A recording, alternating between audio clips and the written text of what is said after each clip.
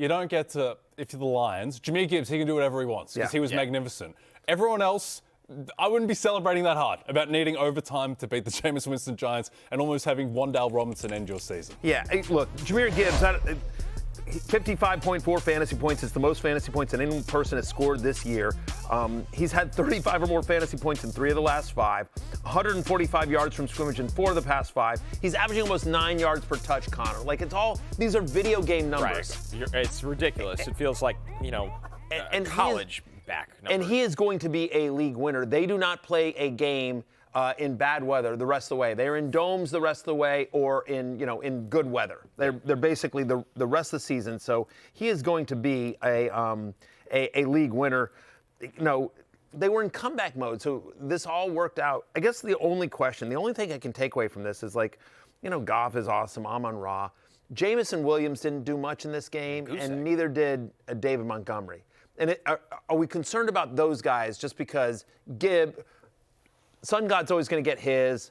Jared Goff is what he is. He's 250 and 2 touchdowns, and in the right game script, gets you there. But I understand, Connor, that they paid David Montgomery as a big part of the team and the culture. Why don't they just give Jahmyr Gibbs 20 carries a game until the he shift breaks? is here, in my opinion. This is kind of the signal game. To answer your question, Matthew, I'd be very concerned if I have to start David Montgomery because I think this shift is going to be real. With J-Mo, it's like we talk about it every week. This is kind of what you get. It's good to see him more involved in weeks before this. But I think with Montgomery, I have a concern about sustainability going forward. You have to lean into your best player. Yeah, the 3 guys in the league right now at running back who just look different from everyone else, Jonathan Taylor, Bijan Robinson, and Jahmyr Gibbs. And if you've got one of those 3 guys, Bijan's his own story. I might throw Devon Achane in there. Achane does look different. Yeah. But he's not. It's the team surrounding him. But I'm just saying, in open space, he feels different. Yeah, he doesn't have the strength elements that Jonathan Taylor and Jahmyr Gibbs, I think, has. Gibbs impressive for his size. Gibbs breaks tackles like a madman. Yes. But I don't understand why. The team's a little shaky. They were very nearly 6-5 after yesterday. But I don't understand why. Make Jahmyr Gibbs prove that he can't handle 20 carries a game before you start mixing in more David Montgomery. The only thing I can think of is they play Green Bay. That's the Thanksgiving game. So 3 games. So maybe, you want to rest the legs a little bit as well. Game. Montgomery it's a huge game. Huge game for the division. Huge game for the NFC. Can't wait to see that as well.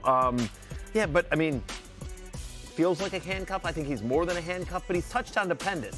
He's basically a touchdown dependent high-end flex these days, David Montgomery. Right, I'm trying to come up with the right comp right now. He's basically... He's Kareem Hunt on some level. Kyle Monangai. Yeah, he's just sort of like a guy that isn't going to be involved in the passing game, will get you 10 touches and needs to fall into the end zone to be worth a start.